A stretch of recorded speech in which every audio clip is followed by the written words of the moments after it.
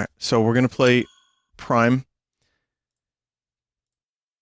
Just so you can see, there have been now comparison videos and pictures, and I will say that it is way more drastic than I thought when I played it.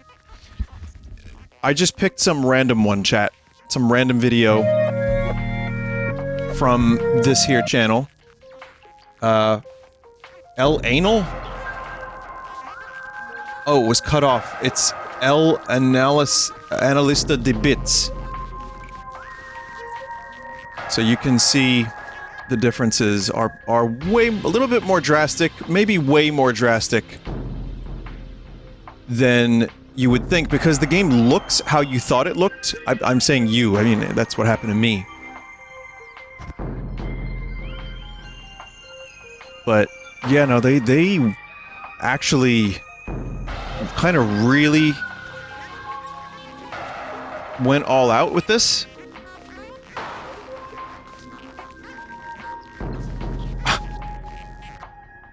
This one's crazy, like this comparison. I saw the, I mean, all of the holograms, all the textures, the geometry. This might be one of the best remasters or remakes Nintendo has ever released. And yet they shadow dropped it. And they charged $40 for it, where Skyward Sword was just Skyward Sword again, with some control options and resolution, but they charged full price for that. I mean, I like Skyward Sword, I had a good time with it, but compared to this, like, this is a real... Like, this is... exactly what needed to happen for this. And yes, Retro did it, but they apparently had help from some outside studios. Anyway, I'll just play the game now. I'm really happy with this so far, and again, I guess in my head, Metroid Prime looked a little bit better than I thought it did.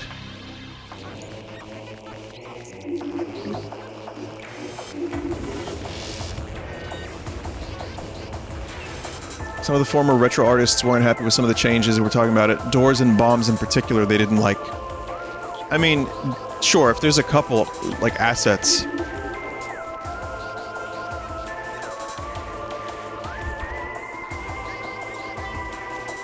Category and title need changing. Alright. Sorry. Okay. There's a couple assets that are gonna probably piss some people off regardless, but I think it's cool that so much of this got, like, handcrafted detail.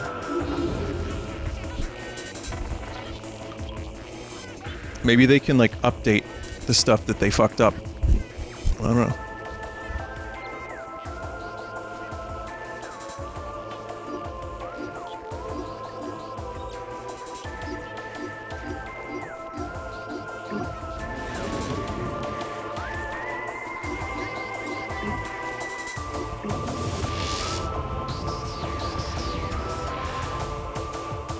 Vinny, they made a game from your emote, says a chat member.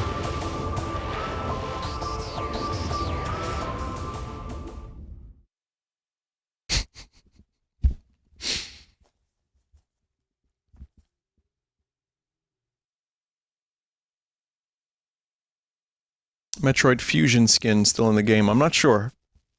Lava caves. Oh, right. Do you recommend playing this over the original for a first-time playthrough? Abso-fucking-lutely. Like, undoubtedly... don't even think twice, yes. This is the way you could play this game, and you still get the original feel of the game. I mean, I'm only 2 hours in, but...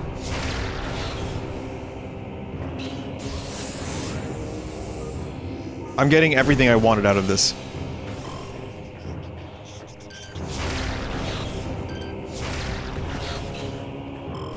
And the controls are so good. The dual analog stick controls are just perfect.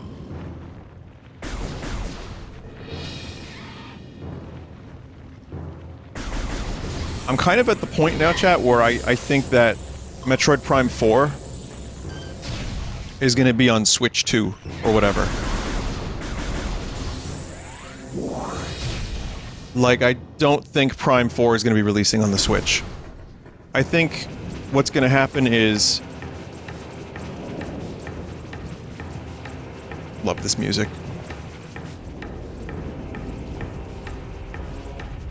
I think we're going to get Prime 2 later this year, Prime 3 next year, or even just one a year.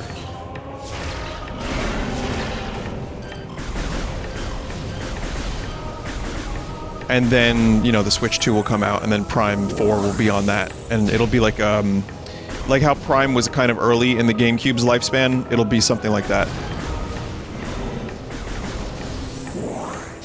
But I will say, if this is any indication of what they're capable of, then I have faith in them.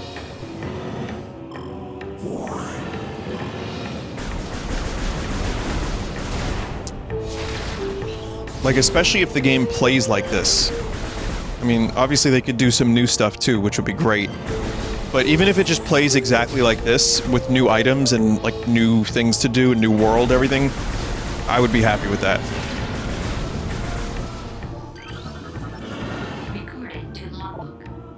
Magmor. Fire-breathing serpent that dwells in lava. Magmors prefer extreme heat zones and are susceptible to frigid attack forms. Sightless, they navigate the lava currents using their sonar receptors. Magmors have a keen sense of smell, enabling them to pinpoint targets with startling accuracy.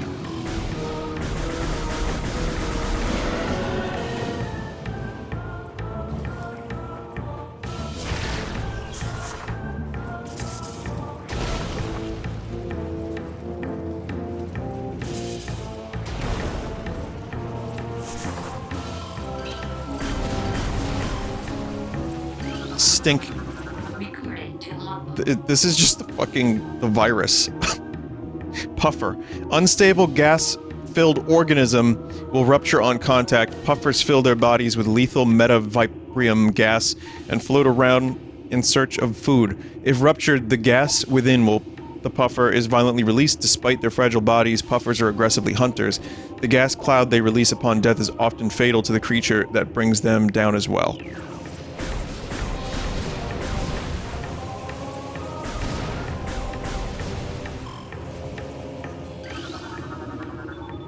Grapple point.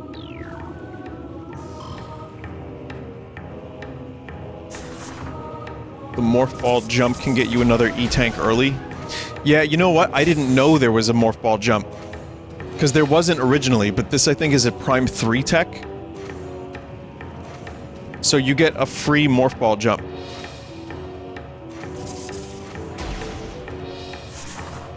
It's from the Wii version. Oh, okay, so they brought that over from the trilogy.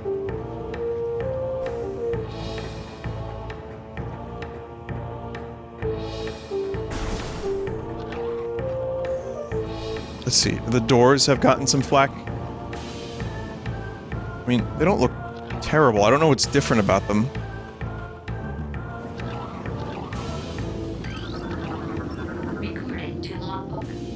Triclops. Hard-shelled creature with powerful jaws. The Triclops is a hunter-gatherer. It collects small creatures and bits of foodstuff, then deposits them elsewhere for later consumption. The hard tripartite mandibles it uses to move earth and rock are quite strong and difficult to escape once ensnared.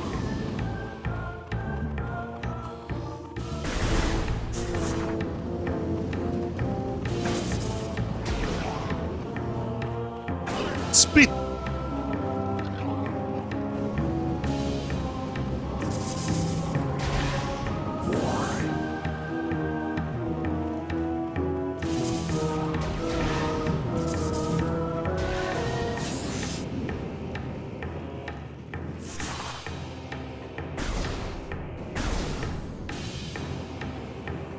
I like that the creatures in this world kind of feel real, and especially just reading a little bit about them.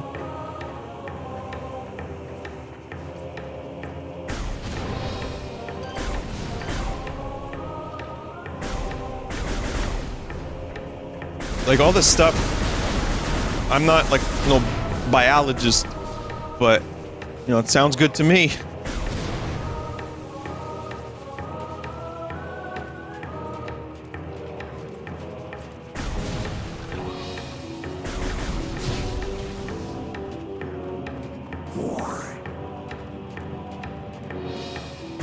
That E-tank, is it? I think it's in here, isn't it?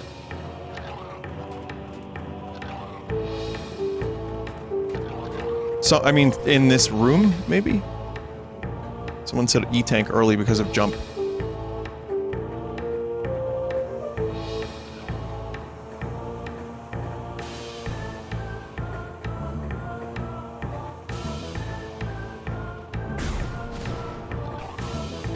Don't worry about the E-tank. Alright. Well, I mean, if I happen across it, I'll try to get it.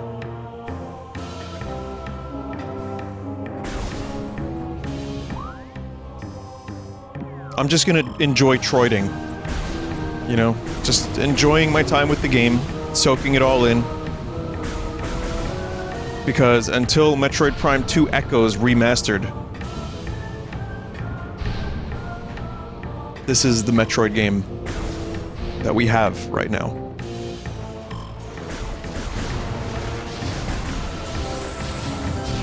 I will say Metroid fans are eating pretty good lately. There was a dark period. There was a dark period. There were several dark periods. What about Dread? Well, no, Dread, that's what I'm talking about. Like, with... So, I'm enjoying this until... Obviously, we're not getting Prime 4 anytime soon, so... until the Prime 2 remaster. And then Prime 3 is the one I've only played through once, and I know it's not the best in the series, but I'm curious, maybe...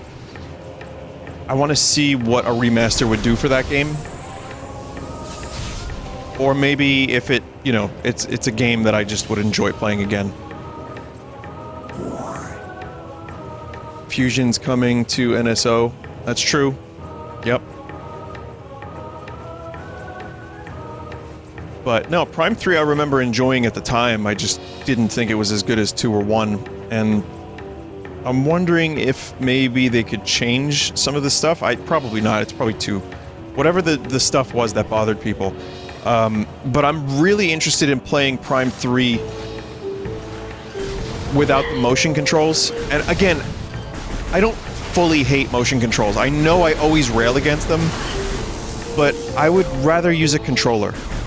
It's working great right now. The problem is with Prime 3, a lot of the Wiimote stuff was integrated into the gameplay. Like they like made it so you had to insert things into a wall and twist and wiggle and then pull and stuff like that.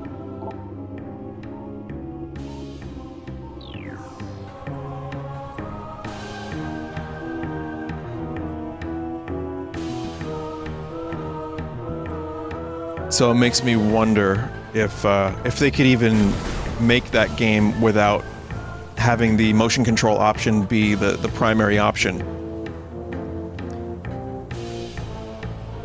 And I think they could. They'd just have to, like, you know, spend more time on that. And, like, realistically and logistically try to rethink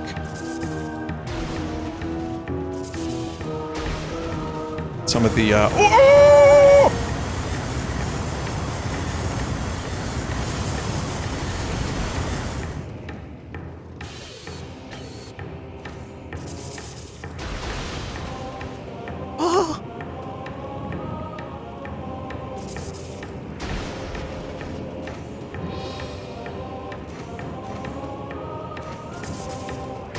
That sucked.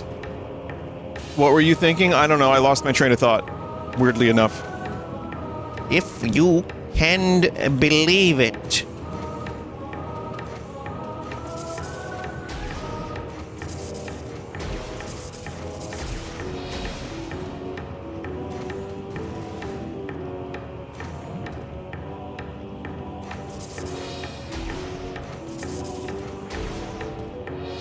I'm just checking, just looking around.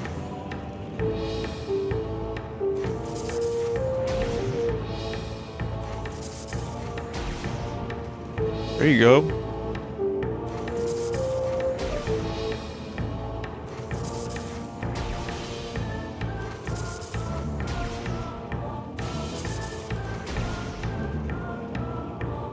So this is where the jump gets you an extra E-tank early.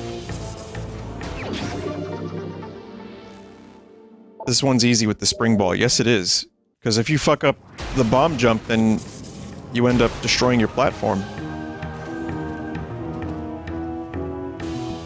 More nerfs the danger. Yeah, but that's also the fun of Metroid, is becoming overpowered. I'm not, like, gonna stop myself from getting an E-tank. I mean, you could.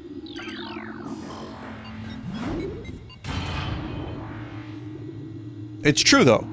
It's part of, the kind of design choice of this type of game. I think Dread was perfect because it was difficult all the way through the end. And yet, I managed to find, like, a lot of different things. I just thought Dread had a good difficulty. Hang on one second.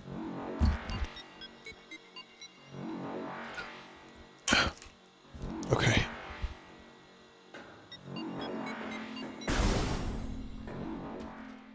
We all love the Phendrana Drifts.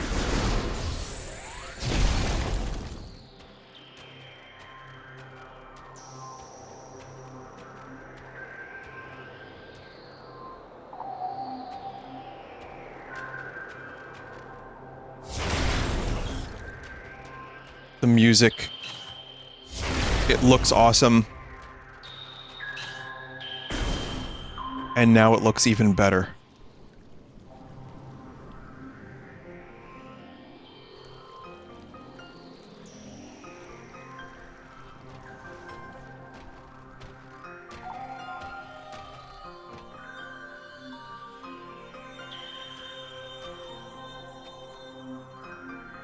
I mean, this is wizardry for the Nintendo Switch.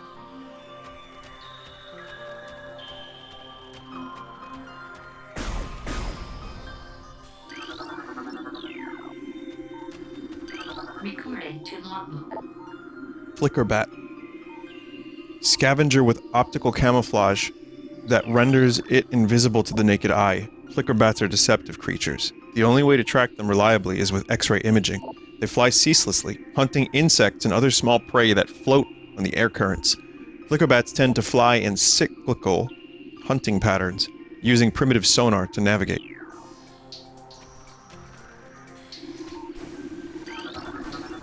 Recording to logbook. Crystallite, territorial cold weather scavenger. The shell of a crystallite reflects beam weapons and can only be cracked by a concussive blast.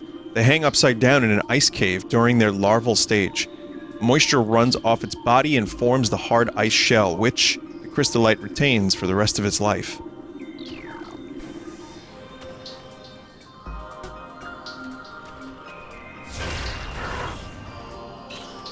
Well, the rest of its short life.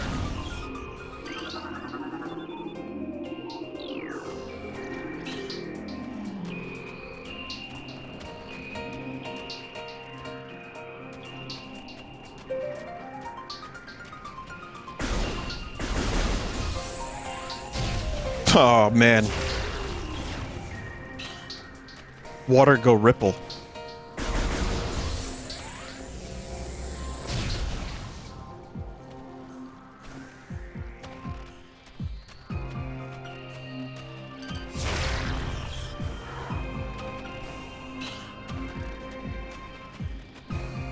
It's funny because you really feel like him when you play this game, chat. The robot, Samus Aran.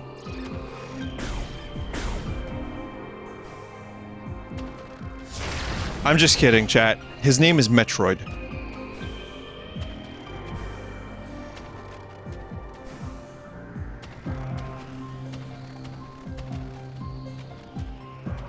I'm telling you, if I was live on stage right now, that would have gotten a lot of laughs. Like, oh man. Oh man, you wouldn't even be able to hear the next joke, because... Save point.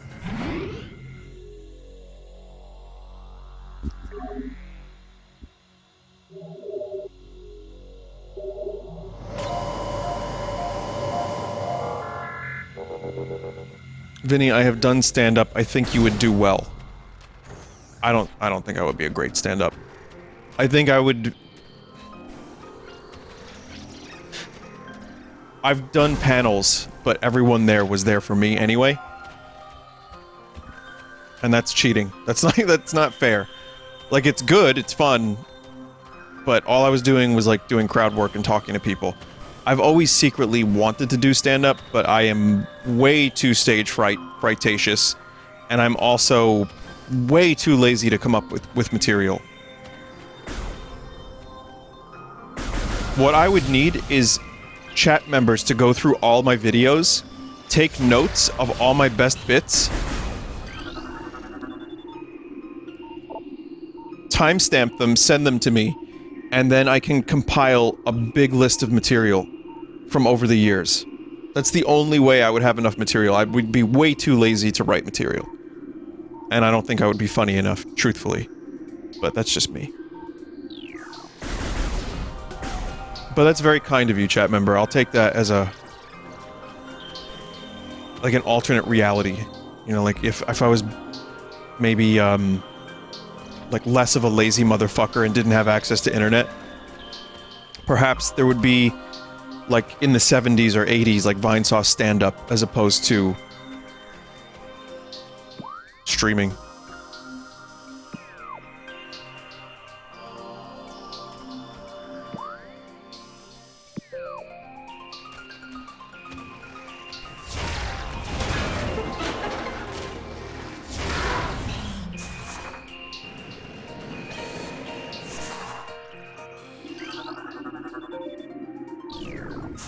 How convenient. Just hire writers like Jay Leno. Jay wrote his own material in the early days. He was actually a good stand-up. He was, but I think if you're gonna do stand-up comedy, you should probably, like, write your own material so you know it well enough to deliver it with some conviction.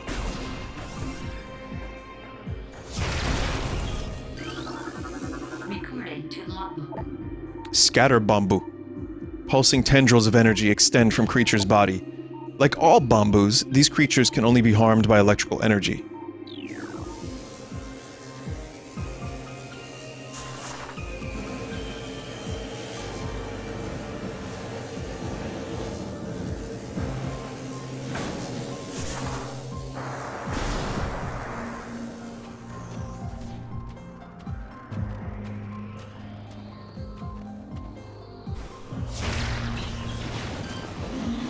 All right. Recording to logbook. Baby Sheegoth, glacial predator. Ice shell protects vulnerable dorsal area. Young Sheegoths grow a resilient shell of ice on their backs, which serve to protect a layer of vulnerable flesh. With this being their only weak point, baby Sheegoths will turn quickly in order to not allow predators the opportunity to strike at their backs. Powerful hunters, they fire bursts of ultra-cold gas at potential prey and then feast on their frozen victim.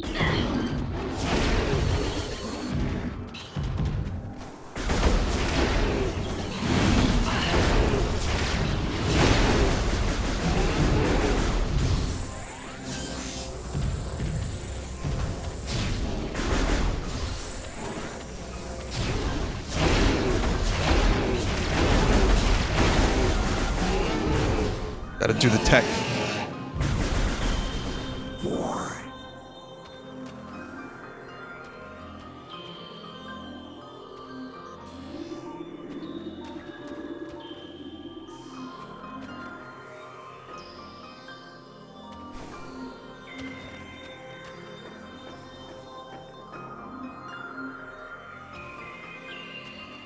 I love this music.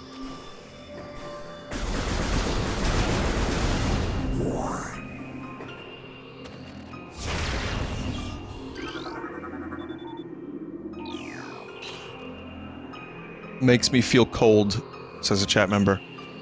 I'm already cold, because it's just, like, cold. But yeah.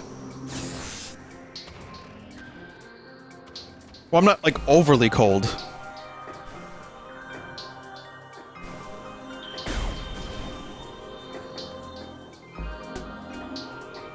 but maybe the music and the visuals are making me feel like 2 degrees colder.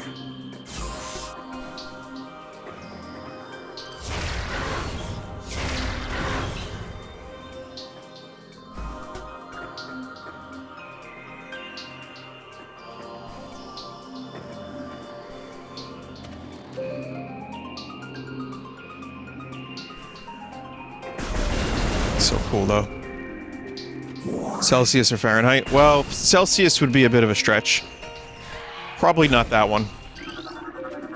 Recording to logbook. That's like the difference between grabbing a blanket and not. Ice burrower. Burrower adapted to sub-freezing climates. A hardy life form, the ice burrower has adapted to the frigid climate of Phendrana. It spends most of its time tunneling through the frozen soil, but will occasionally surface to attack passerby. I was really hoping that it wouldn't say burrower again.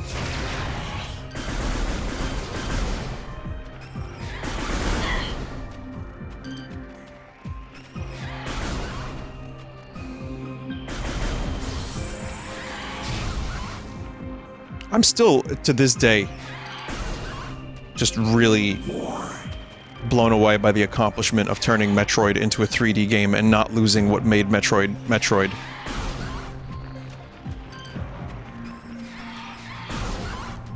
Like, viewing this not just as a game I've played, you know, and have known about for 21 years, but playing it and trying to remember what it was like playing it for the first time.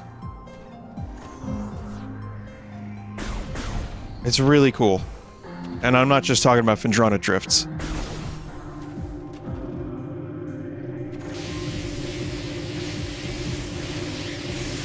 And even the first-person viewpoint was such a risk. I mean, you would think Metroid would just automatically qualify as a third-person game so you could see Samus and run around and stuff. And I think it could work. Fuck you very much, Other M.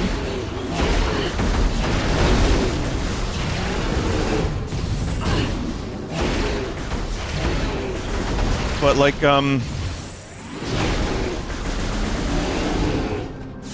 someone said Other M was fine. Fine, yes, fine at best. I'll give you fine at best. That's my asterisk to that. Recording to logbook. That's bait?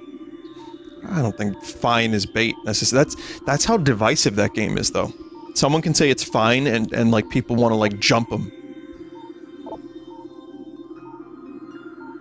It wasn't a terrible game, it just wasn't good. Here, let me read this again. As the great poison reaches even further into the planet, we Chozo begin to feel the gnawings of despair. Before it is too late, we now make our last stand. We have begun to build a temple to contain this darkness. At its heart, we will place a cipher, a mystical lock powered by 12 artifacts, and filled with as much power as we Chozo can harness. We wonder, though, even when we are done, will it be too late? And will the power of the temple and the cipher itself prove strong enough to hold back the poisonous tide that even now swells within the ground, threatening all life?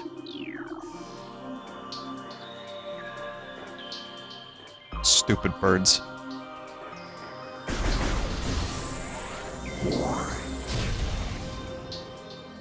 But I kind of feel like it could work. I can't think of an example of another game series that could handle, or that would, compare to Metroid that's third person. Maybe you can, chat? Like, what other game... Risk of Rain? Why did 2 people say that? That's a weird one. I'm talking like a third-person 3D action exploration game. With the same kind of acrobatic shit that Samus can do. Mario? Alright, never mind, this is not working. I was gonna say maybe like Dead Space or something like that, but that's a completely different thing. Same for people that said Resident Evil. Like, that's just a different thing. You're not jumping around like crazy. The only comparison with Dead Space is that the suits are sci-fi.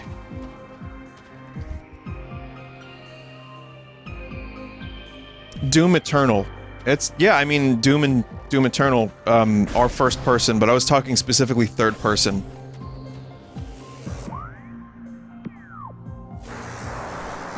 And they do have some Metroid qualities to them, which I like.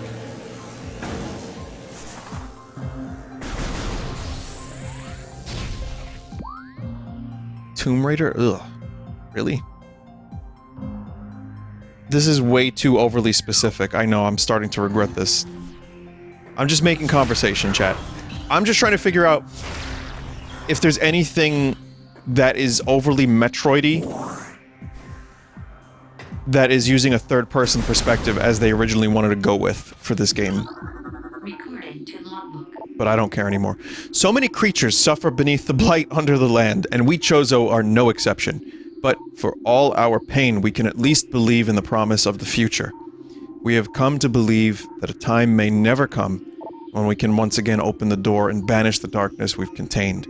Even so, our vigilance will forever remain. We believe that on some far-off day, a savior will come and continue what we have begun. For that savior, we will leave our ancient weapons and armor. The soul who can gather them will be the entrusted one, the only being who can reverse the evil that grows here. Well, if you want to hedge your bets, then yeah, you could just wait for a savior.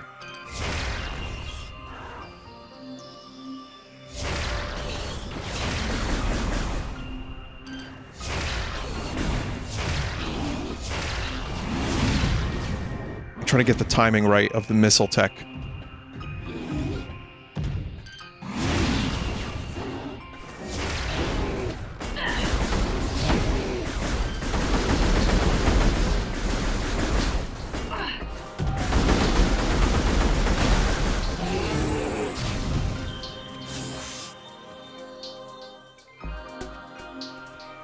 Jedi Fallen Order? Sure, to a degree. To a degree. That's more melee focused, but I see what you're saying. I guess you could also point to Jet Force Gemini on the N64. I wouldn't say that that is my favorite game to control, but it has that shooting quality to it and running around in sci-fi setting. People are saying Returnal. How about Insanal? Vinny, stop gatekeeping your question. It's my question! I can gatekeep it if I want.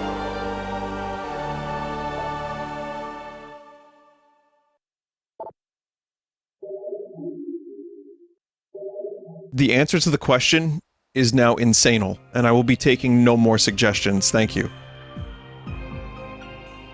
I just started playing Control, and it's almost exactly like what you're talking about. Oh, okay. Control, then. I remember seeing footage of that. So that's a good answer. I don't know, I haven't played it, but...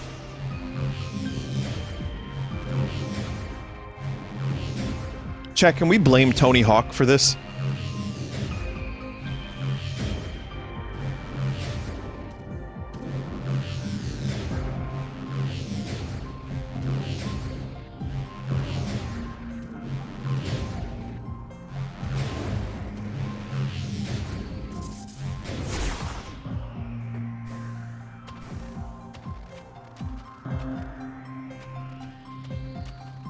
He did invent half-pipes. That's what I'm saying. Tony Hawk invented half-pipes.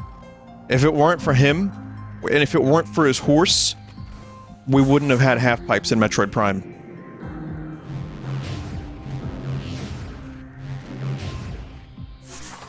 Yep, he invented half-pipe, half-pipe 2, half-pipe underground.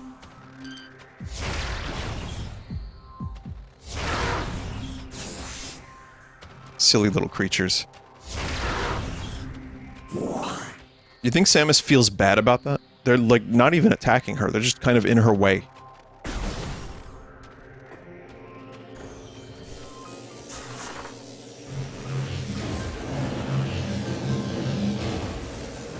Samus has been the direct cause of several mass extinction events.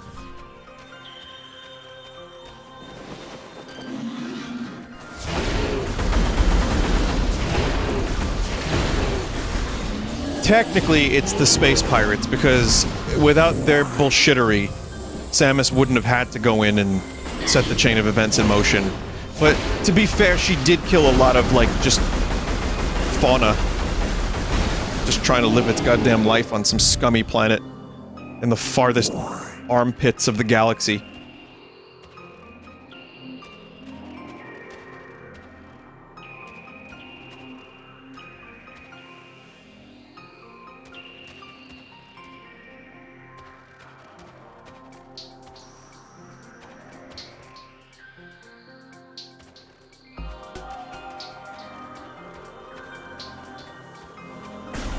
Probably can't get that yet, whatever that is. Recording to logbook. Ice Shriekbat. Like standard Shriekbats, these creatures are easily spotted with thermal imaging. They roost on cave ceilings. Ice. Why was there a splort? I don't know. Subsisting on insects, reptiles, and small mammals, fiercely territorial, they will dive bomb anything that wanders near.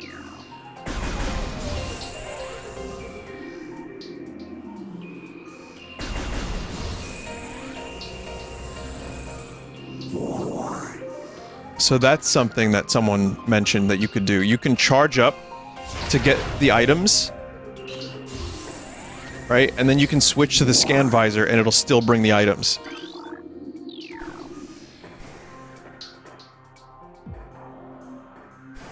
It's a bit weird. I think it's a glitch.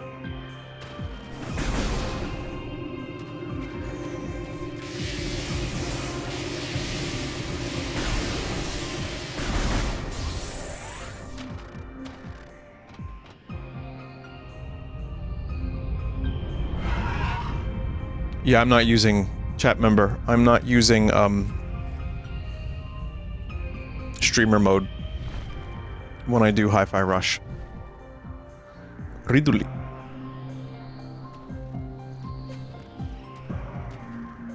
Also, don't call me Vinny. My name is Streamer. Thanks.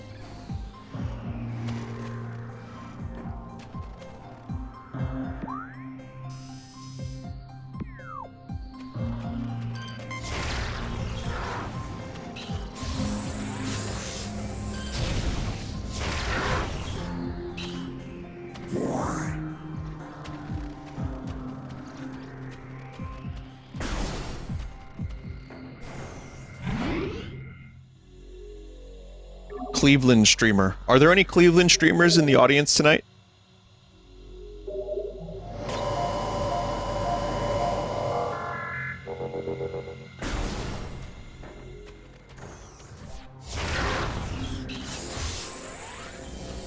See, now, like, that's... If you're talking about stand-up, that's just way too specific. Like, that wouldn't work in a live setting. That would have to... All that is just, like... say the thing and then wait for the faces, the emotes in the chat to scroll up. There's no punchline. Like, that's not a constructed or crafted joke.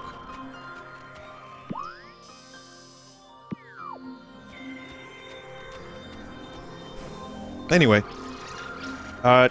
Chat, please remind me. I now have the half-pipe item. So am I done in Phendrana for now?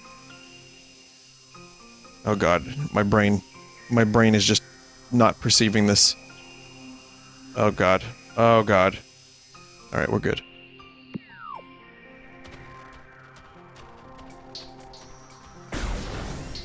Alright.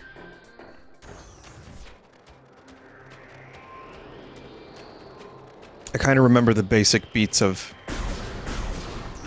like, how long you spend in each area for the first time you get there. But not too specifically.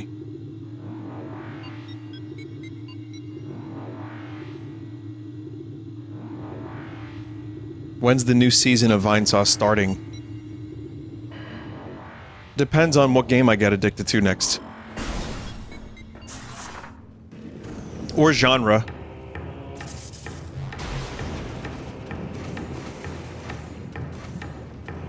Zelda? We've had Zelda already. I guess Zelda 2. The new batch.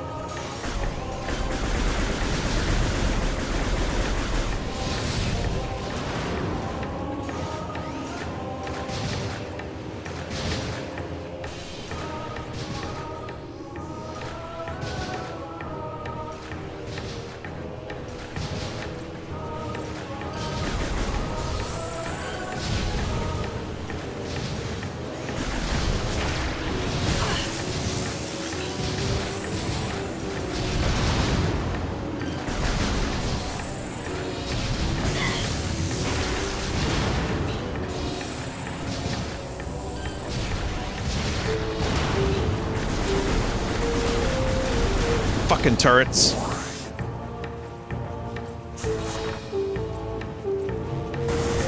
Yeah, that's a good... Yeah, good. What am I even looking at?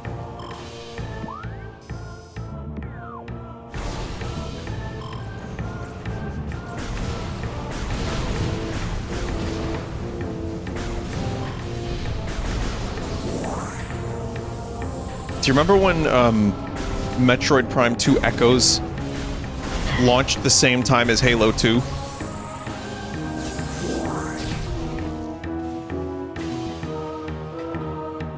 And then people started comparing them, even though they're completely different games.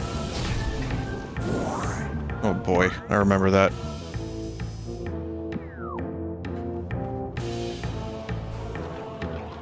And Half-Life 2 as well.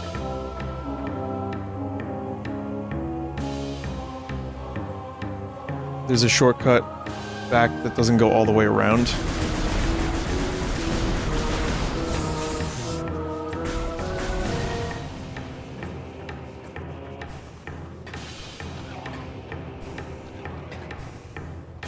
Metroid Prime 2 had multiplayer. And it was the most basic shit ever, and you just locked on. I played it like 3 times because no one wanted to play it with me. Everyone else was busy playing Halo. But I was such a huge Metroid fan. Oh, God, these fucking things came back already. I was such a huge Metroid fan that I wanted to at least give it a couple tries. I mean, it had 60 FPS, it looked good. It was surprisingly fun in a couple spots, but yeah, it didn't really have a lot of longevity. GoldenEye, it was not.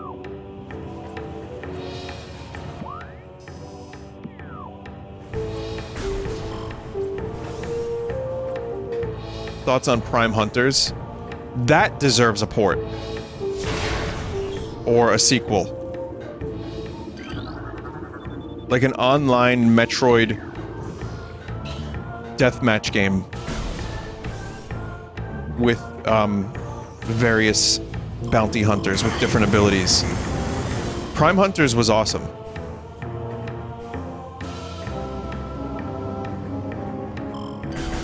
But again, you know, it was on DS, so I used that little weird thumb pad to against the screen to get like some degree of analog control. And it was not fun, necessarily, or ideal. That's why, man, Kid Icarus, you know what would be great games to get modernized controls? Kid Icarus Uprising, Metroid Prime Hunters, and, hear me out on this one, Mario 64 DS. I watched a video of a Mario 64 speedrunner who had never played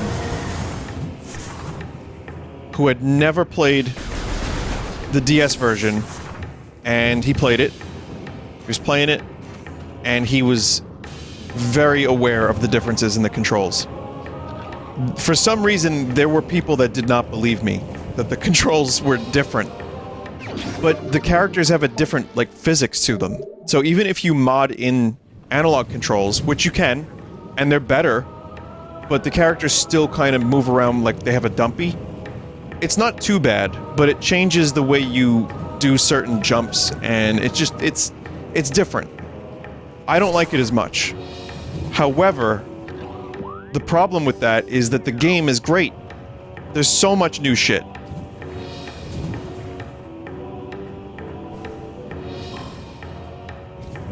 So, I would love to see Mario 64 DS get, like, true analog controls.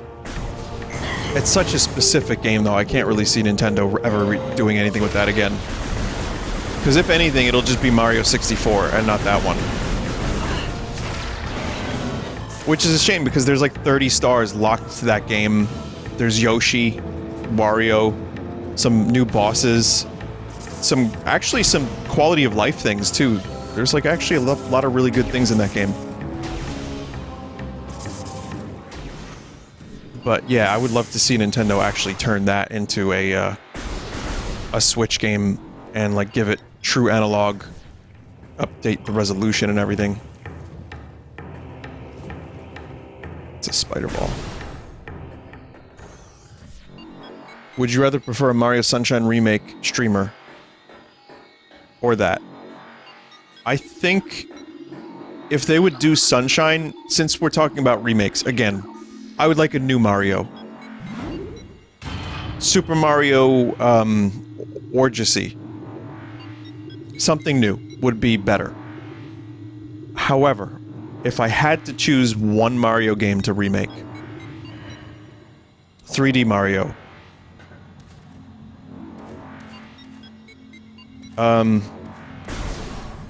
It would be 64, with all the stuff from the DS remake, and even more. I know I'm being a little greedy here, but that's... yes, that would be great.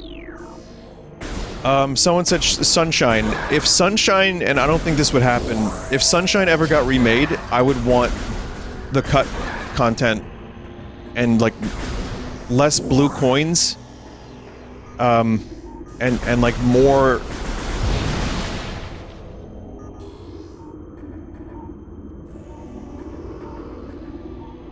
Oh, right. This tunnel looks cool.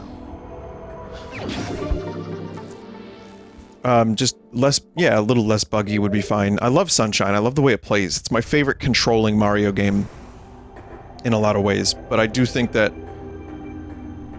you know, you can see the rush. I mean, watch Liam Triforce's video about it if you want that subject in great detail. So a remake of Sunshine would be nice, but I would need there to be, like, more content, like, more stuff. Like the Mario 64 DS treatment. And, like, some of the blue coin stuff is just so much. Honestly, that would just call for a sequel then. Mario Sunshine 2 in that case. Or, like, Mario Sunshine, A Link Between Worlds.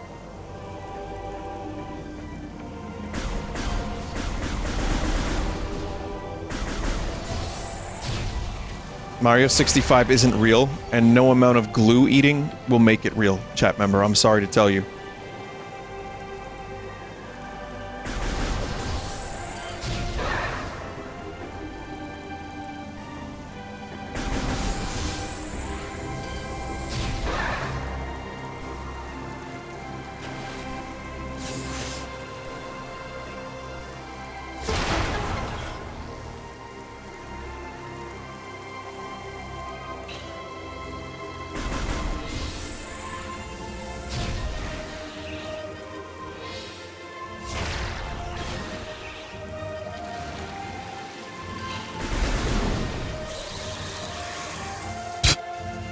Dumb plant. Oh wait, I have to scan the... oh, I already did.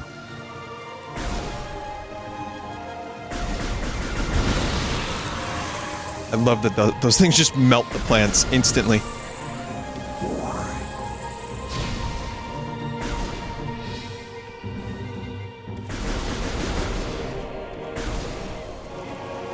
And we have looped back around.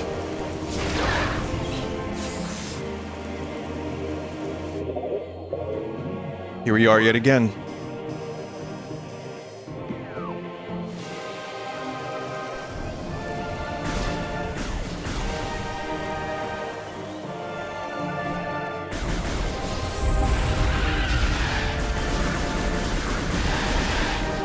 Man, this heroic music is just so good. And sometimes it's nice to just have a character that's a hero. You know, like Samus deserves this music, even though she's a bounty hunter that never does any bounties.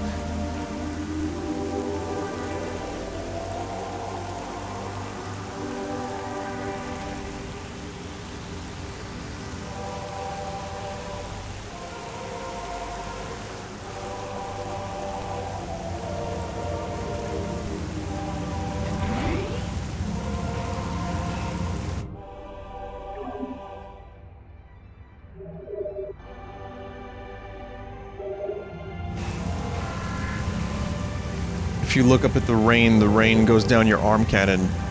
Well, that's an effect I don't believe was in the original Prime, was the rain interacting with the cannon.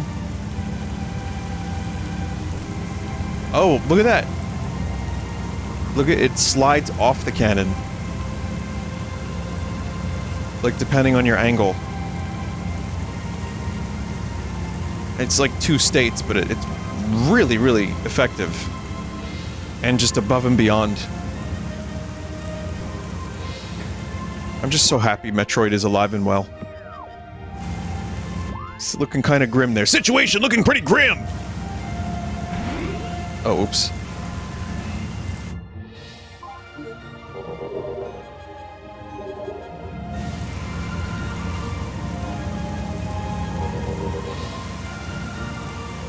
Yeah, the water slides off when you look down as well.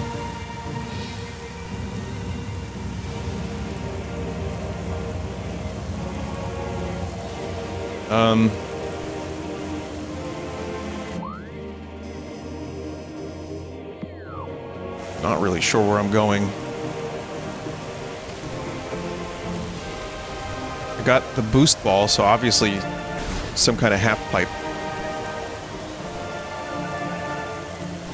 Back to rooms, okay.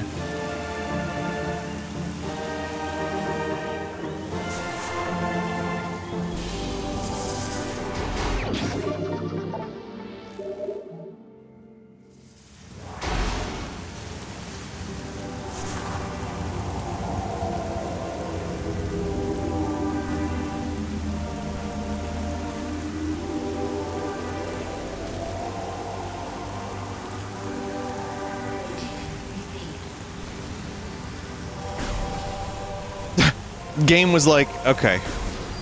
Alright, the player is walking in circles. Half-pipe structure detected.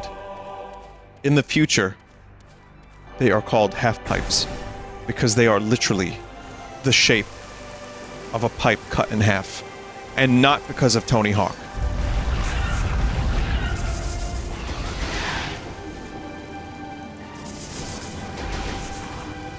Tony Hawk formation detected.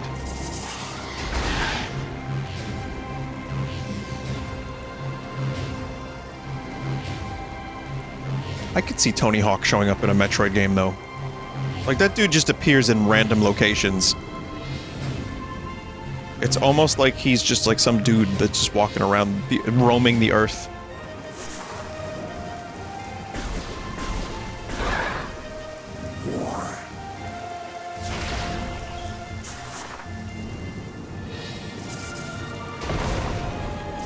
That documentary about him was really good. Oh, I wanted to follow up. I finished Nightcrawler, and that movie is fucked. So here's what I'm going to say about it. I think it's amazing. I think Jilly Hilly's performance is incredible. He plays a really good Joker. I mean, you know. He also... Yeah, no, he's great in it. But the movie is very uncomfortable. And hits kind of close to home just in current year. Like, considering how the media, the news, is just so bloodthirsty. It's exaggerated, and there's definitely some plot conveniences. I'm like, why didn't Jilly Hilly get caught here? But it does go through a pretty good job at getting him to explain what he's doing. But anyway, I love it, but I don't think I ever want to watch it again. Boot.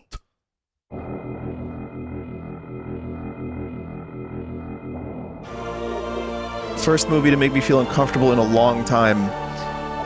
Well, when I rewatched American Psycho in Dorsia, I was also kind of uncomfortable, even though I've seen that movie a bunch.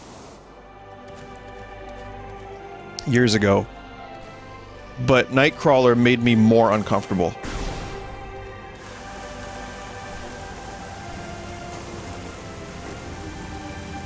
So it's got that going for it. Hey, Paul!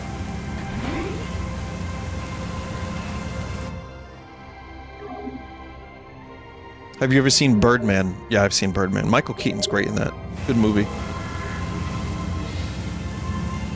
Louis Bloom is one of the most fascinating characters I've seen in a film. Just nothing behind the eyes. Just practices laughing, watching sitcoms. And, you know, there's even, like, a moment where if I hadn't watched American Psycho so close to Nightcrawler, I might not have picked up on it. But at one point, he recommends a restaurant to Rene Russo's character, and he describes the way it was reviewed, and I'm like, oh, that's a total Patrick Bateman move.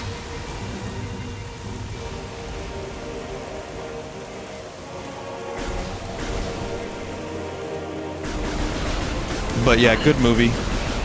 But I don't know why I ended up watching those two movies back to back. But, yeah.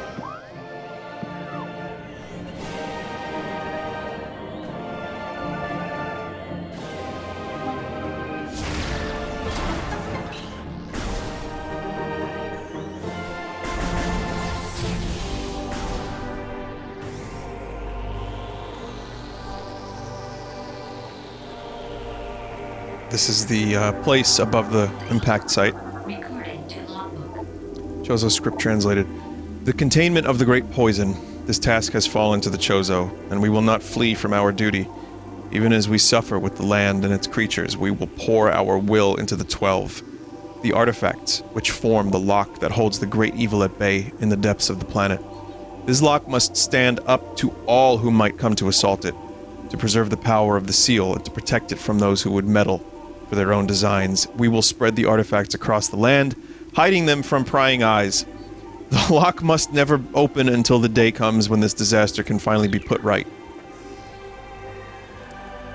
And that brings us to the weakest aspect of the game, in my opinion, which is the artifact fetch quest.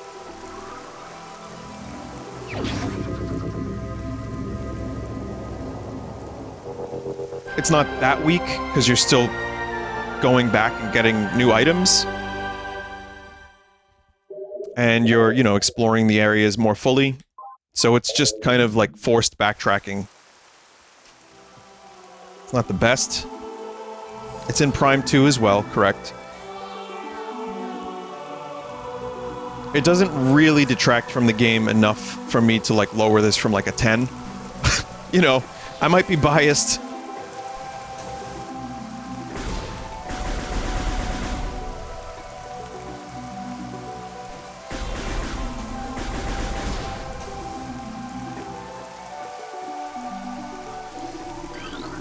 Recording to logbook. So here's some hints. Recording to logbook. Okay.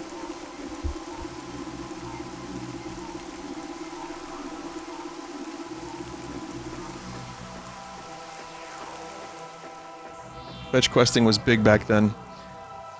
Yeah. Well, also, consider Wind Waker had the Triforce quest, but that was also because stuff was cut from that game. Listen, I'm not saying this has anything to do with it, but consider that Donkey Kong 64 came out Recording to logbook. probably, what, like 2 years before this? Just a few short years. Chat, 2 years ago, we were playing Animal Crossing. In pajamas. All day. Oh, that's 3 years. Oh my god. See what I mean? Throughout our living nightmare, as we battle with this unyielding darkness, we Chozo see a light. This light glows with promise, chasing the shadows cast by the great poison and purifying that which has grown toxic. It is strange, though. At times it looks to our eyes as if the light coalesces into the figure of a woman, burning brightly. The luminescence descends from space, then retreats back into the infinite blackness from whence it came. When this prophecy comes to pass, when the light recedes, the Chozo's long vigilance of containment will finally come to an end.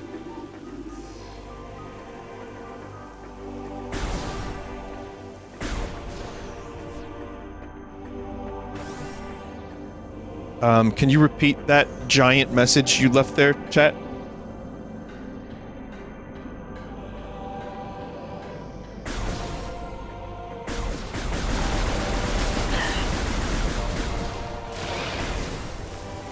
An old interview with the devs tell that Retro Studios... Okay, alright, chat, stop. Studios didn't have the idea of the fetch quest in Prime 1 and 2. I have to just keep picking up where I left off every time. Want players to go back to previous areas. Alright, I give up. I can't do it! I can't do it. I can't do it. It just keeps going away. It keeps going away.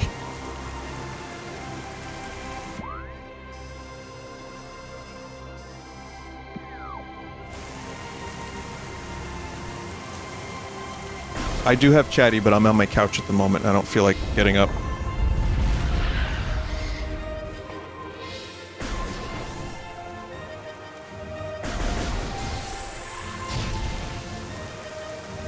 Nintendo wanted players to go back to older areas with newer upgrades. That's the essence of what was written.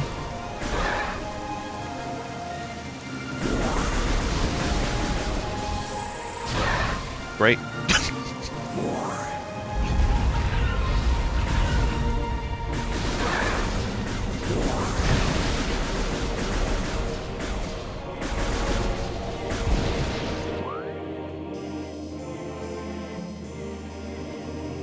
Chat, am I going to the root cave yet? Or back to the root cave, rather?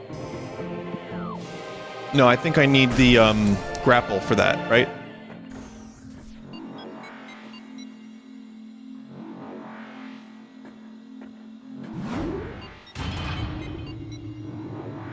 Why use many word when few word do trick? Yes, when chat is scrolling as fast as this chat can sometimes scroll, it's much better to have few word. Just communicate via emoji.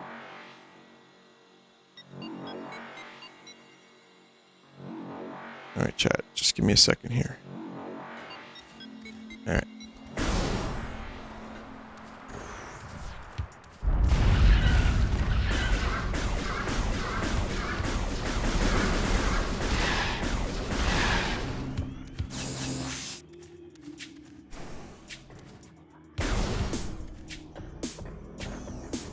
Chat, the icon of the beams, is that Samus's hand position?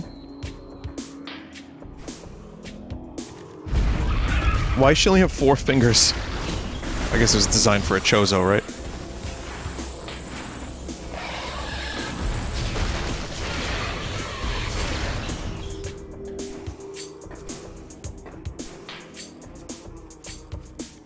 It's the showstopper. Why does it have a name?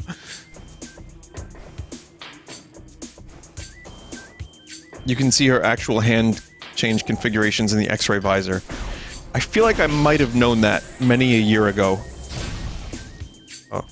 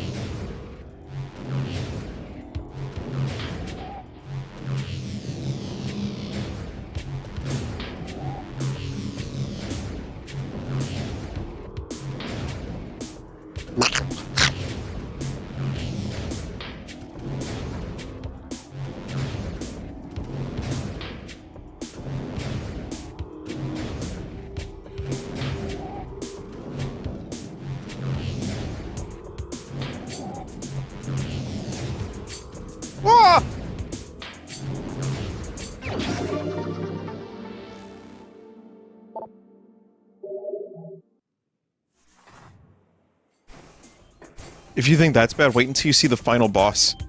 It's just a big half pipe.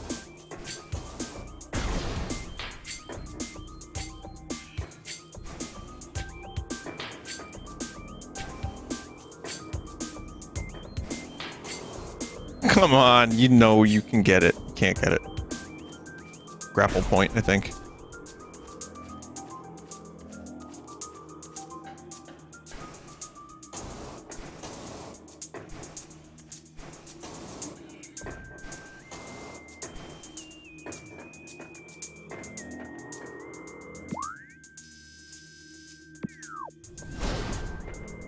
I know there's something to do in that tree.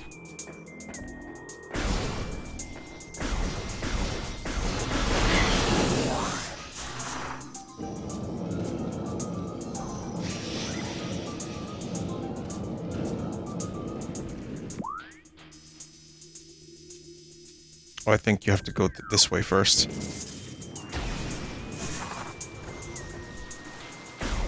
Note, this is no longer poison. It used to be poison, but it lapsed.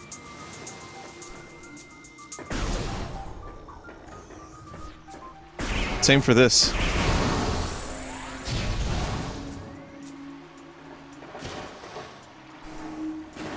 Since we killed Flagra. Flagra?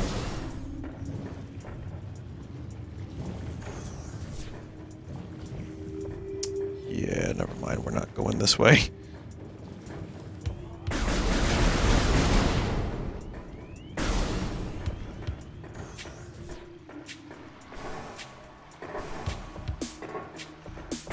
Part of the fun of the Metroidvania genre is going back to an old area with new items. I mean, it's not just part of the fun, it's a fucking core tenet of the genre.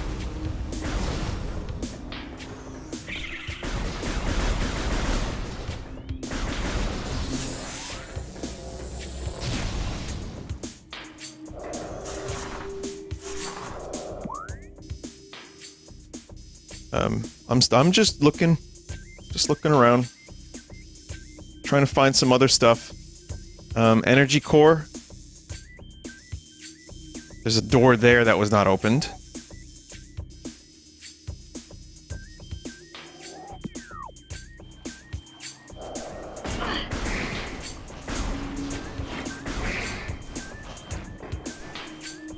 These?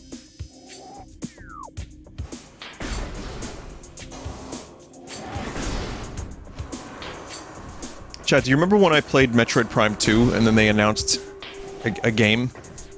Was it Dread or was it Prime 4?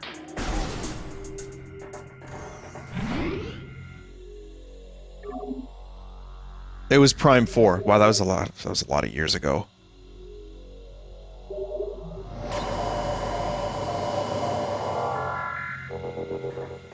Prime 4 and Samus Returns.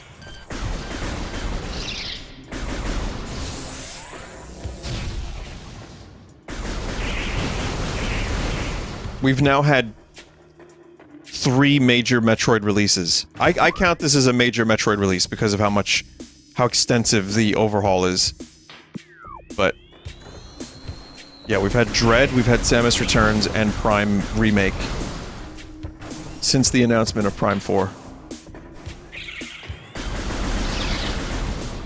I mean, I'd rather them not release shit. If they knew that they were gonna, like, release a bad product, or Bandai Namco was like, we don't know what Metroid is.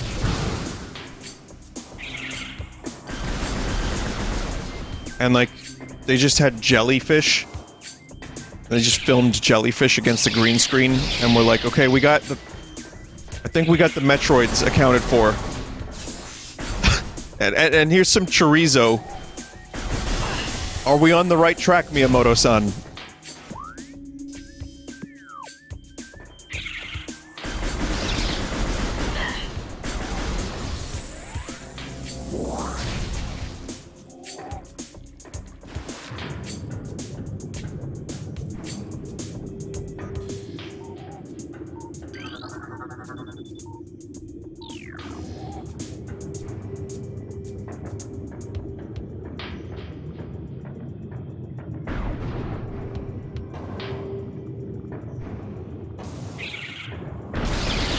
Yeah, I just used Miyamoto because I thought it'd be funny, but I don't think he has anything to do with Metroid. You're right, chat member.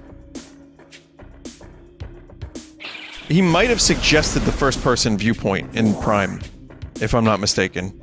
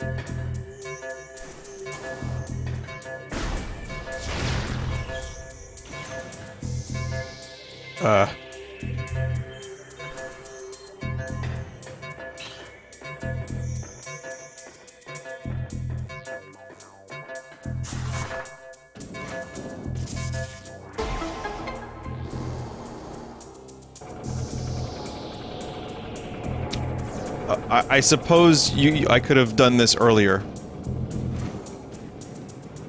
And did not need double jump for this.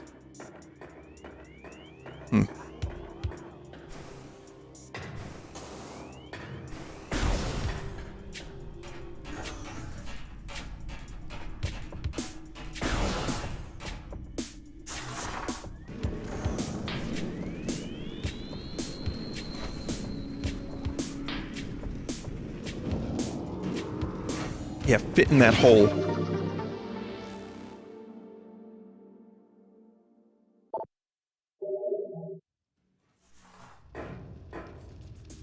What? What's wrong, chat? Is that not literally what just happened?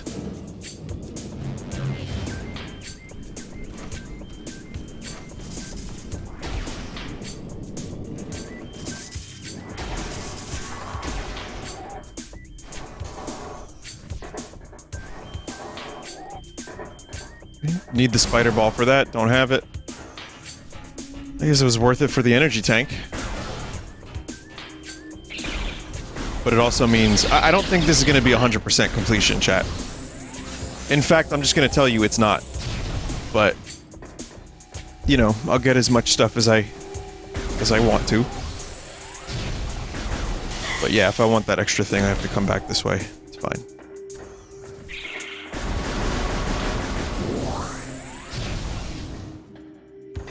Every time over the past, like, 8 years... No, you know what? No, I wouldn't say 8 years, but every time over the past, like, 4 or 5 years, I thought about playing Metroid Prime, I would always say to myself, just wait a little longer. Just wait a little longer. Just hold! Hold!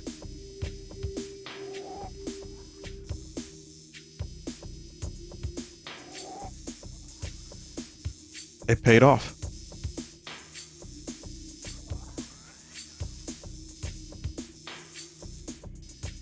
Ruined shrine. I don't think I can get up there because it's got a purple door. I know of a streamer who just finished Prime 1 before the Direct. I mean, the Link's Awakening remake came out not too long after I played Link's Awakening. It wasn't the same amount of time. It was like, you know, over a year, if I'm not mistaken. But it was still soon enough that I was like, ah, shit.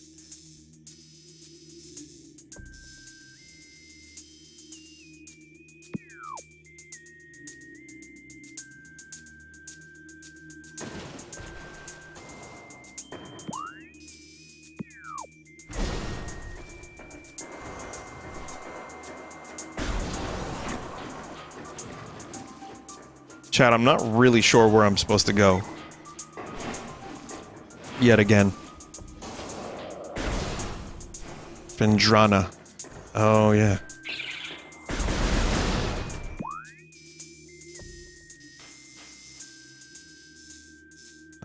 Telling Overworld, Magmore is over that way. So we're gonna go... We're gonna go to Magmore. Okay.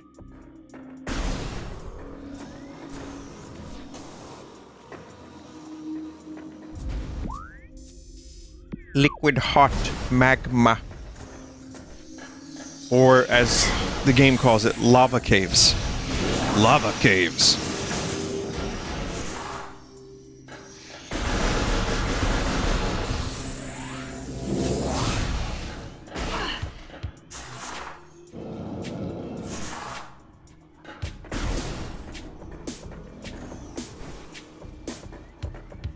Just want to... I should probably memorize the landmarks a little bit, so that way I know how to go to that area without having to open the map every 2 seconds. But if you've ever seen me play a video game before, then you know that if the video game gives me a map, I'm opening it too much. Ah, shit. Okay, we gotta go this way and all the way around.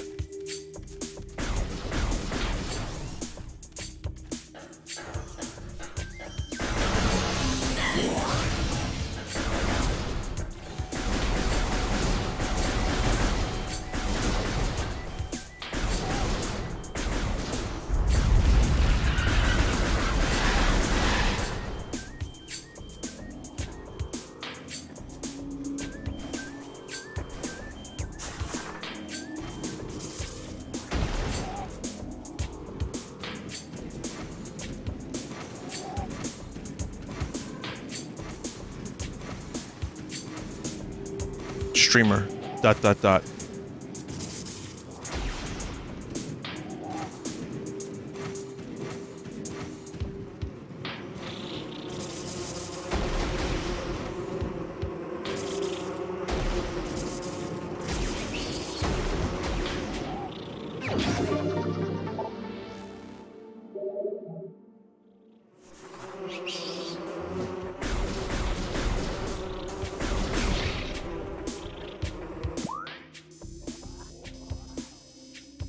Yep, this is the right way.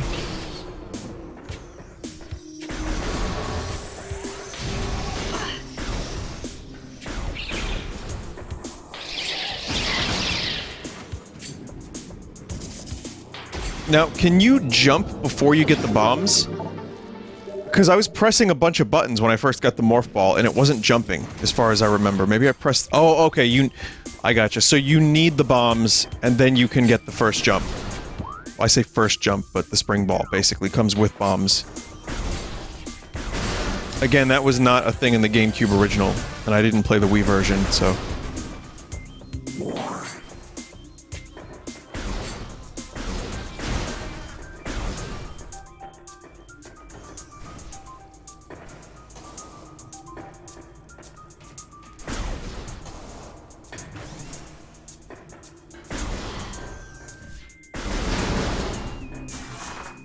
You know what Metroid Prime 4 needs? Space credits.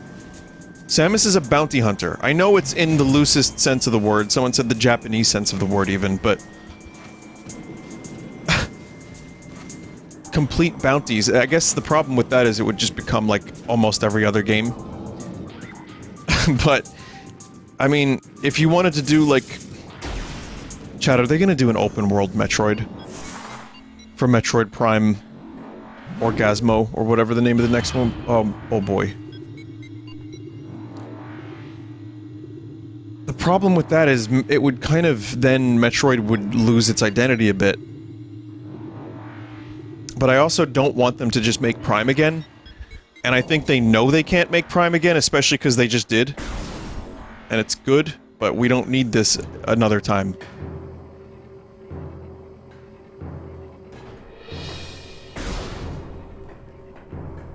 I mean, to me, the natural... You have options with Prime 4.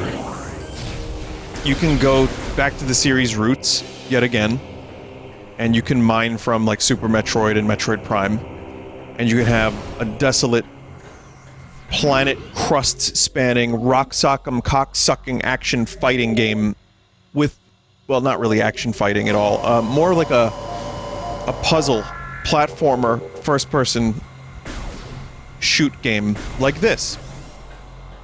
And it's just Samus, and you can tell some Chozo stories, whatever.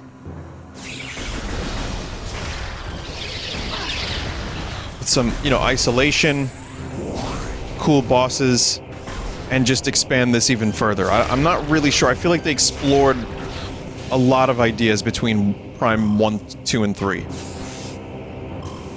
However, there's another option, which is taking further the concept that Prime 3 introduced, which is you have Samus's ship, and you can fly it around, and you can land in different parts of planets or whatever, and you can actually do bounty hunting. And sure, there's a central story, but you know, you have your own choice in how you want to proceed. No Metroid Sky of the Wild. How far does that stray from Metroid, though, is the problem. And here's what I would say to that. Very. It could be done. I mean, Zelda Breath of the Wild, there are people that actually don't like it because it's too far from the core Zelda concept. And then there's people like me who acknowledge that it's far from the core Zelda concept. But I love it anyway. I love it for what it is. And I think it's not a great Zelda game, but it is a great game and I love it. I mean, it's a great Zelda game too in its own way, but I appreciate the refresh of the formula and the freedom given. With Metroid, they're calling it Metroid Prime 4. So you would assume it's something more like this. But if they just called it like Metroid Spagublio, then they could do like different things with it, maybe. Open world fits Zelda way more than Metroid. Yeah, sure, but the idea of grabbing power-ups and getting stronger and using that to unlock different areas, that's Metroid's whole thing. What I'm saying is that's a possible direction. At that point, don't even call it Metroid Prime. Call it Metroid Spagublio.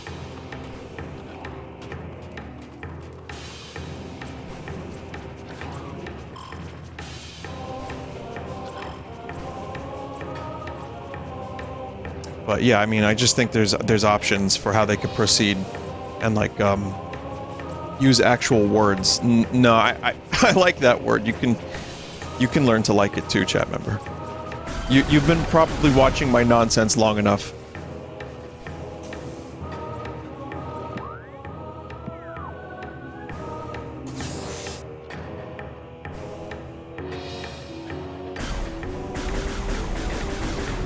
I mean, they've tried a couple different things. There was even a Metroid Prime pinball game at one point, as I'm sure some of you remember, as it is the best Metroid game. Get it, cock!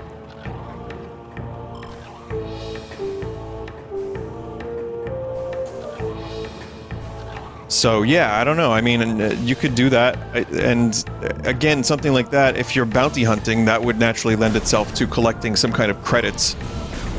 But again, that ends up being a different thing. At that point, maybe do a third-person version. Just have the whole game be in third person, just to further differentiate it from Prime, and then do a Prime game in first person. It could be the start of a new subtitle, because you have the Prime series is first person, and the rest of the Metroid stuff is like Dread is 2D, you know, it's 2.5D. It could be a way to do something new with the franchise, and if it's good and executed properly, it could be cool. And you could still keep the Metroid stuff. Beam cannons, you know, morph ball power-ups. You could still do puzzles, you could still do the type of, like, open world return with the thing gameplay. I think it's possible.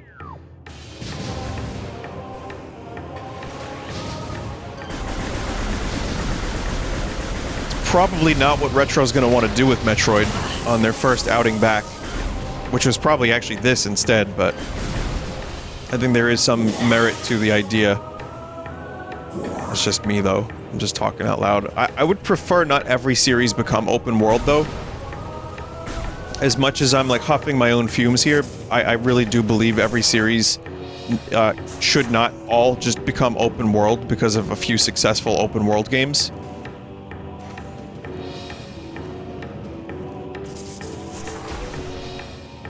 There's plenty of that.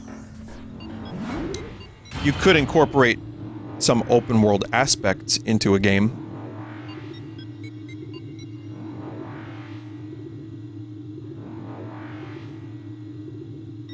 Like, isn't Metroid kind of open anyway? Yeah, I mean... Yep. To a degree.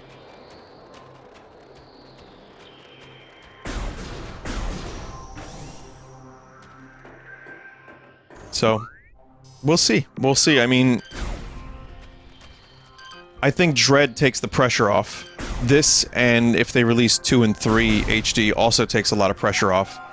So that's gotta be, like, a nice thing to have. Like, okay, Dread was really well received. They've proven that the Prime remakes could be handled properly. So these are all really good things, and it's just now a matter of, do they want to experiment, or do they want to kind of stay... just make the best goddamn Metroid game they can? So who knows, we'll see. I wonder.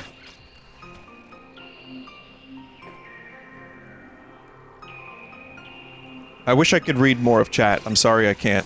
It's going very quickly. And I'm sure a lot of people had very insightful and interesting things to contribute to this one-sided conversation. But, unfortunately, I didn't see it.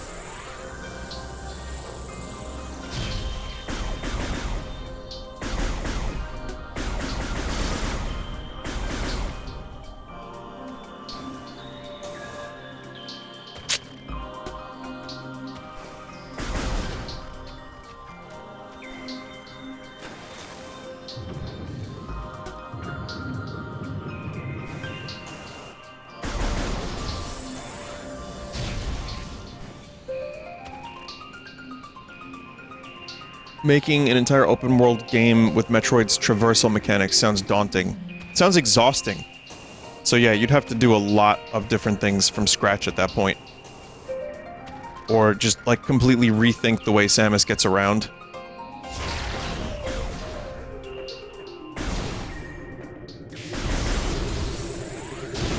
Oh, right.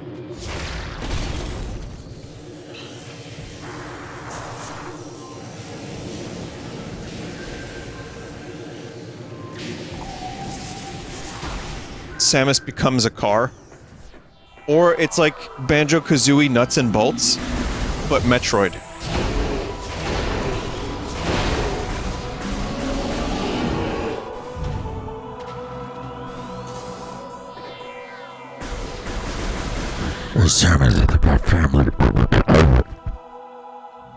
That's the sound of Dom transforming into a spacecraft.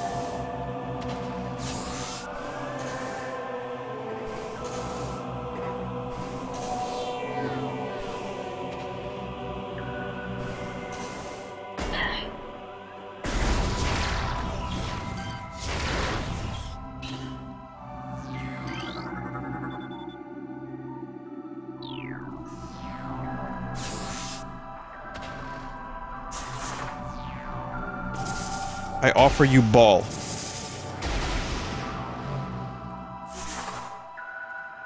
Give Metroid a lightsaber. like in Jedi Fallen Order, Jedi Survivor, the new one, they gave Cal a blaster, which couldn't have been an easy choice because you kind of want to maybe separate that from all the other Star Wars games. Like, it is a Jedi game, but Jedis do use blasters.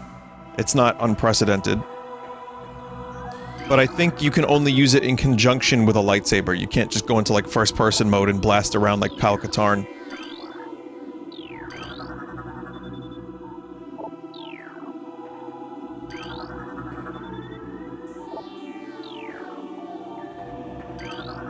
The reason I bring that up is when you have a game series that has a very specific... it has a very specific kind of, playstyle. Adding another one, you know, could fuck the fine balance of the game up. What I'm saying is, I like lightsabers, but I don't think I'd want Samus to have one.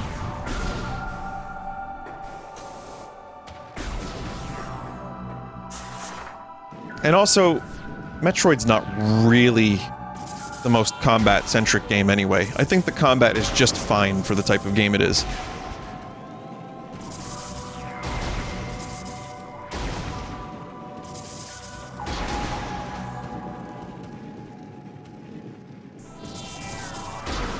Riker's lightsaber. Yeah. Mando got a lightsaber. That's true. Mando Calrissian actually is getting a Darksaber. Now that the show is, like, almost back, I still feel...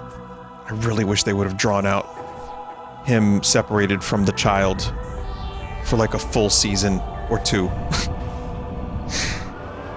They brought it back in a sideshow, in a different show. In, like, 2 episodes, they wrapped that up. Like, what?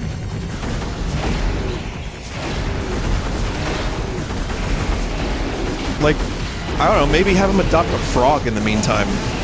Like, because his paternal instincts are now kicking in. Well, I still have hope for the show, though. I'm sure it'll be entertaining. I look at Mando more as, like, an enjoyment. Like, just enjoy the Star Wars. Andor actually made me fucking think. And, ooh, it even gave me an emotion, if you could believe it. But Mando, I'm just gonna enjoy. I'm just gonna, like, watch it and just take it in my veins and just say, alright, he's killing things now with a lightsaber. I'm happy about that. That's cool. Sheegoth. Supreme Predator of the Phendrana Drifts, Sheegoths are invulnerable to most beam weapons. The crystals on their back absorb energy which they can fire at their prey. Sheegoths have poor stamina. They hyperventilate after using their breath attack, making their mouths vulnerable. The soft underbelly of a Sheegoth is susceptible to concussive blasts. In battle, they expel blasts of frigid gas to ensnare their targets. They are also fond of ramming and trampling their hapless prey.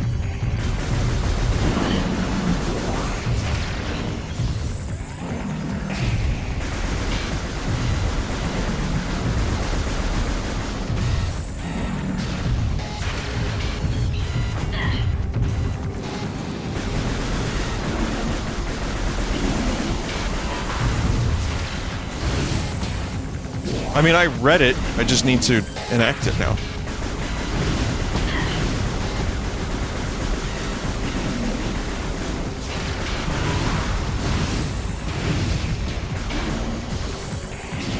Alright, let me read it again.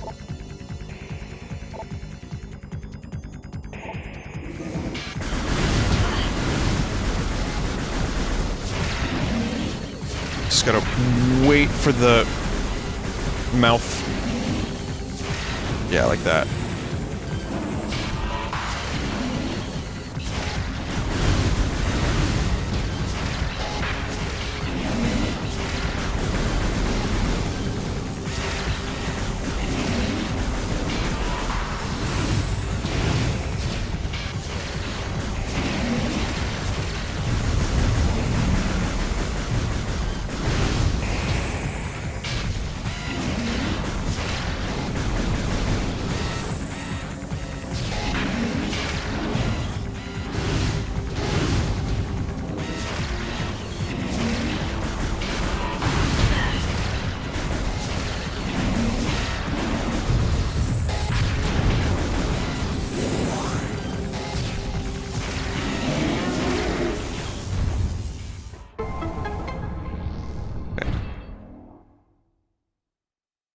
Bombs equal concussive hit the belly.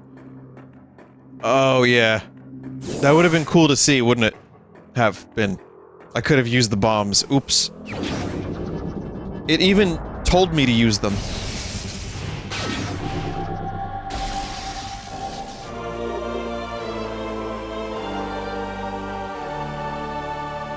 Are you a hands-on audio, visual, or focus type of learner? I don't know.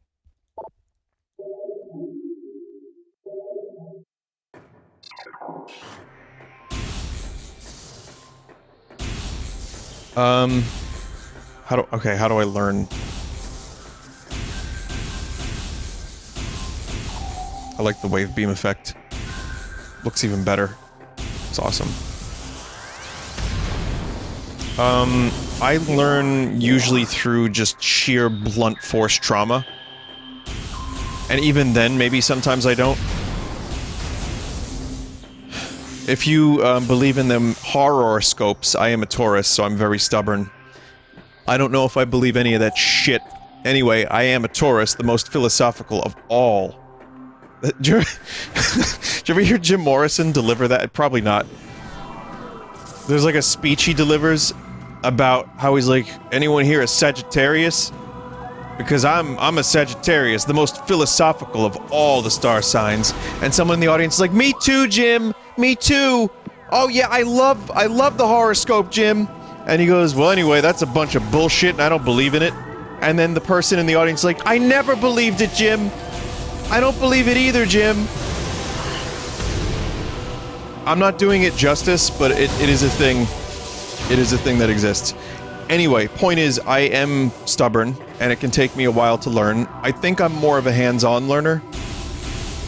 I have things about my meat prison that I don't love. And I am stubborn, and I sometimes,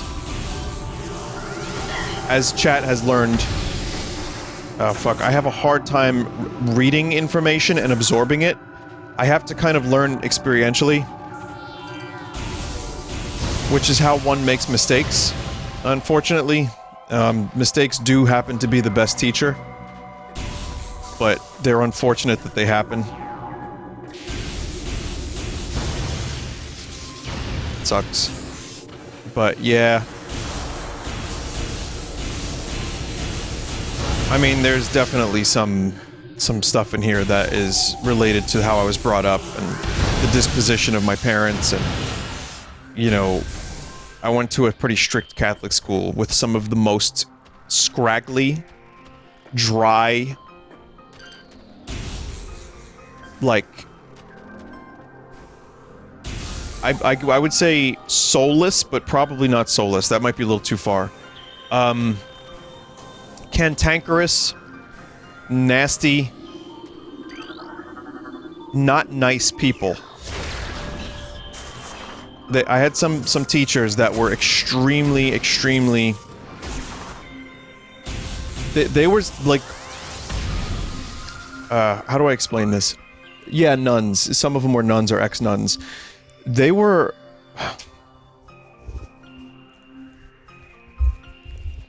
They were the type of people that you almost didn't want to believe the things they were teaching you because you hated them. And I'm not alone in saying that. I had, a lot of classmates, like, we just hated a lot of our teachers in grade school. And I think because of that, and because I had to kind of go through that for years before I had teachers that I liked, and, like, disciplinarian, you know, and, like, hey, chat, I'm not that far off from a lot of you, age-wise. Even if it seems like I am. I'm not, you know, I'm not like 70. But they were smacking our fucking knuckles with rulers. They were pulling our hair. Like, that happened. That was the tail end of the 80s. And it wasn't like I was, you know, like, suffering or anything. I'm not claiming to be some kind of victim. I had a lot of luck, and I had a lot of, like, good things in my life, too. What I'm trying to say, though, is that was not really frowned upon up until, like, the early 90s, so I had a little bit of that. And it changed the way I learned, and it changed how I wanted to learn, and it made me kind of despise teachers. Later on, I had some good ones. High school, I had some good and some awful ones. I mean, it was a crapshoot. I mean, but that's the thing, though. A teacher, too, you gotta feel a little bit of sympathy for them, because these are also just, like, broken human beings. And you don't really know what they go through in their life, and they bring it to the classroom sometimes, and it sucks. They're just doing their best, and some of them are not handling it in the right way, or because of the fact that I went to a religious school, they handled it in the way that they were taught, which is, you know, Old Testament.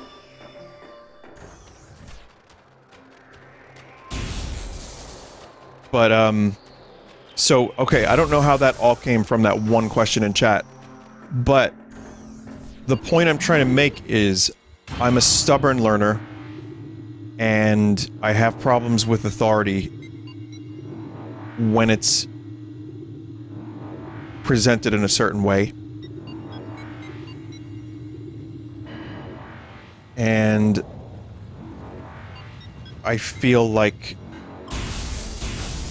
you know, that's something that's formative. That, and I'm also just an asshole. Now, hang on, let me explain. I can't drop all of the responsibility on my teachers and parents and upbringing. No, because there's a certain point where you have to take responsibility for yourself and your own fuck-ups and actions. And that's hard. And it's hard to admit, and it's hard to do. So, you go and you do that.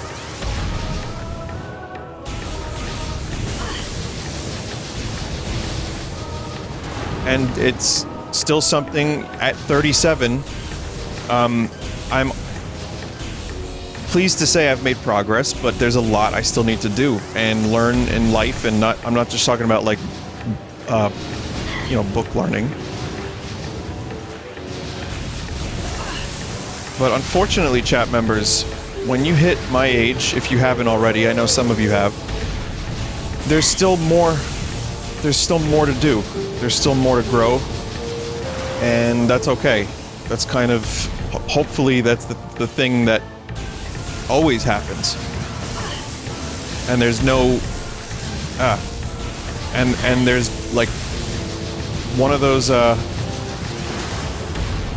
okay, sorry, I'm getting distracted by the game. I'm trying to do its speech, game.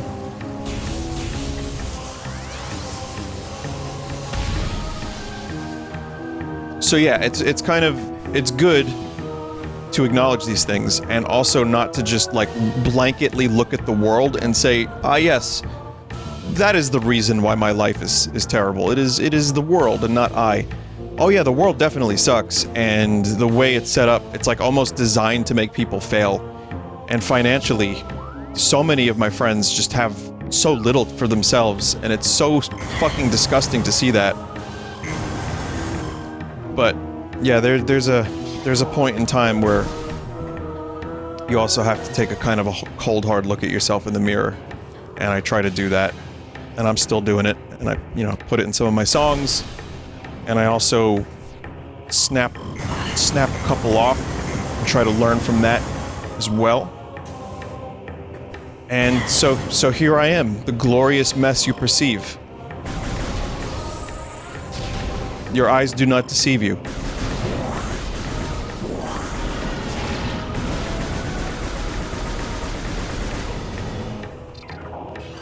But I'm fine. I just learn in a weird way. And that might be why my gameplay is sometimes frustrating to some viewers. I know most of you that are here live don't really give a shit, and you're just like, I'm here for the funnies, or whatever, I'll look away if I'm not enjoying the gameplay, but there are people that don't like the way I play games and, you know, ignore tutorials and stuff.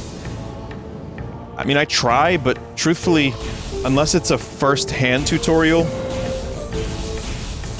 I sometimes don't even pick up a whole lot from it, unless it's like, you know, one of those tutorials you can play through. And then my patience level is a whole different story.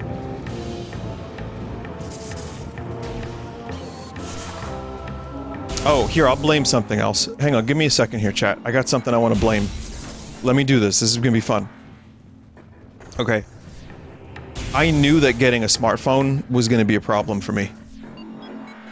I mean, we're going back like a decade and a half or whatever it is, because I was a late adopter to smartphones. I knew I'd be on that fucking thing all the time. And I avoided it, and I had a flip phone for a really long time. So, it might... I might have only had a smartphone for a decade now. But that, like, tanked my patience. And, how I, like, pay attention to things. Even further. There have been some backseat chat member psychologists who have wondered if I have ADHD of some kind. I don't know. Maybe. I'd prefer if people didn't try to diagnose me from their observations of me. But, I mean, you know, you do you. Not gonna stop you. You know. Only you can know yourself. You know who said that? Mr. Skok from Starcock.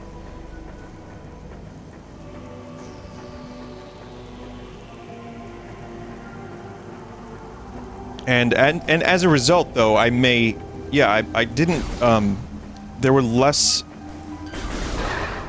Instead of you being, like, diagnosed with having ADHD, it was just you were a bad student.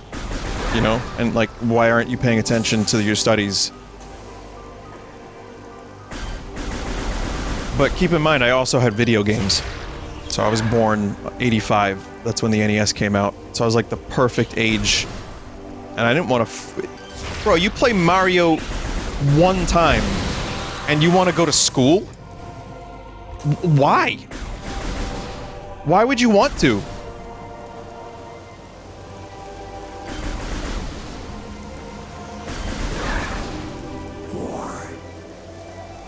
God, I would leave the SNES on.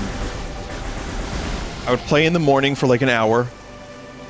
I would play Link to the Past, and I'd make some progress in a dungeon, and if I didn't want to lose the progress, I'd leave it on.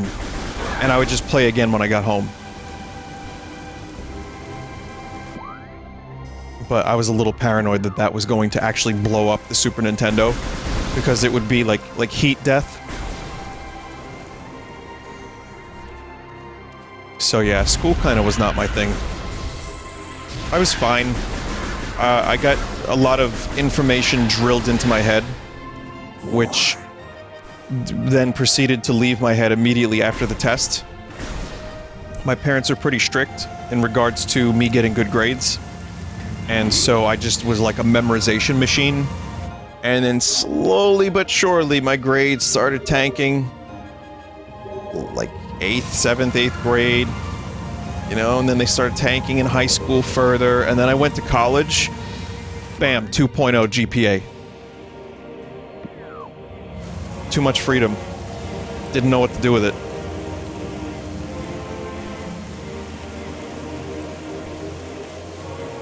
And I was a 100 student. I was like a grade A student for a long time, but that was just pure memorization. When my parents couldn't help me memorize stuff in school anymore, and it was up to me, I kind of just got by with innate intelligence. Because I did not want to open a fucking book when I could play video games. So that's my story. That chat member must be licking their chops that they got all this out of me. But, let me head over to... Let me go one more area. I'll go to, Chorizo Ruins real quick. But... what I ended up doing in college was I just got too much freedom. I made some friends that I still have to this day, Mike being one of them. And so that was like, you know, a time for me to actually like... because I was also... I guess maybe this will explain a little bit. I was overprotected. You know, only child and all. And that kind of changed my relationship to the world and the way I'd like viewed things and had freedom to do things, which wasn't a whole lot.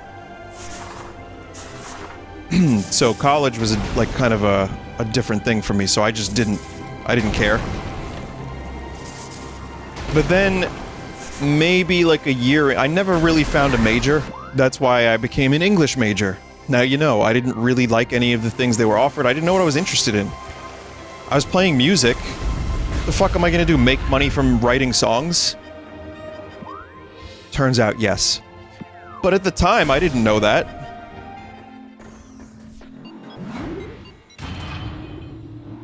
So I kinda just, they didn't have a music program at my school. I didn't know what I wanted to do, so I did communications a little bit, and I did an English major.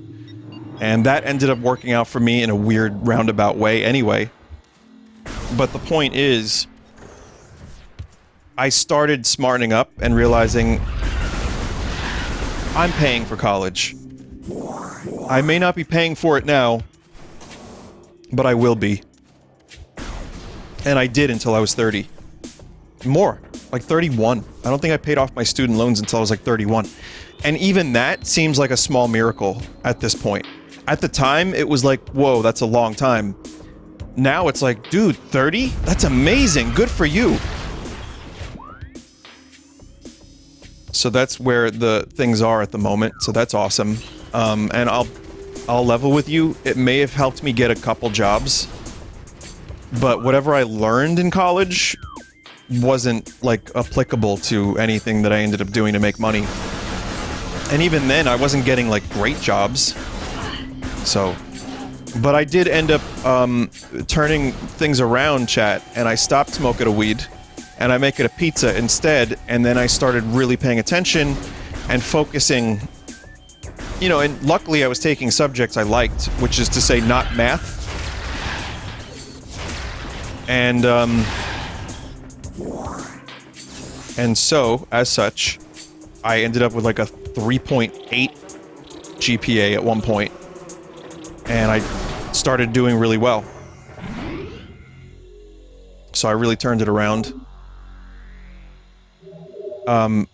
Please note that that 3.8 GPA didn't help me not pay student loans, because I ended up paying a lot of fucking student loans. But at least I felt proud of myself, like, okay, I did it, I put the time and effort into this thing, and I actually succeeded.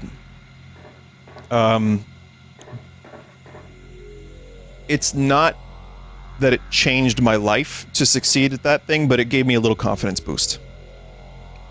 So, and I was able to graduate. So it was worth it, I would say. And then I started streaming video games for a living.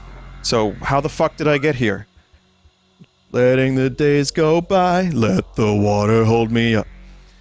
And you may find yourself streaming from a shotgun shack.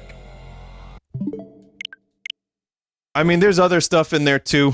I could talk about my self-worth issues and how that ties into a college and careers and learning and, you know, mistakes, but that's just life. And I'm sure a lot of us have that kind of stuff.